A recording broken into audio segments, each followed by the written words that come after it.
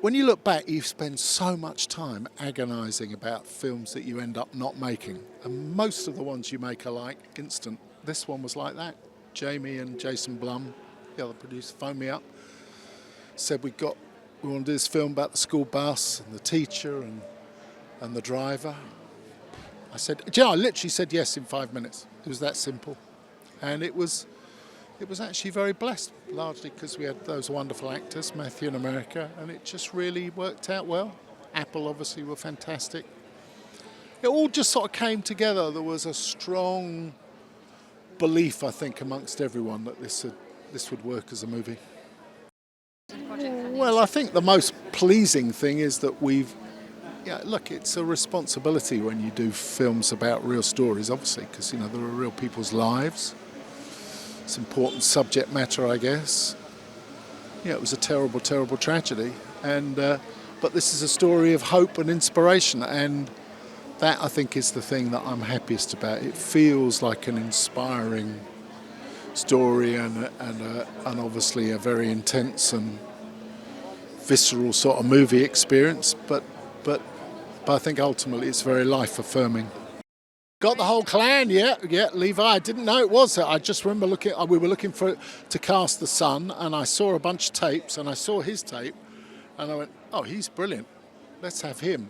And then I phoned up, and there was a long pause. They said, you do know it's Matthew's son, don't you? I said, I had absolutely no idea. I just saw Levi. I didn't know it was his son. There you go. Shows you. And then his mum too, of course. She was hilarious. She gave Matthew some stick, yeah. Matthew, you're going to be number 2 on the call sheet now. Originally, I went to see the U2 show at the Sphere in Vegas, and I thought of doing it sort of in a virtual environment.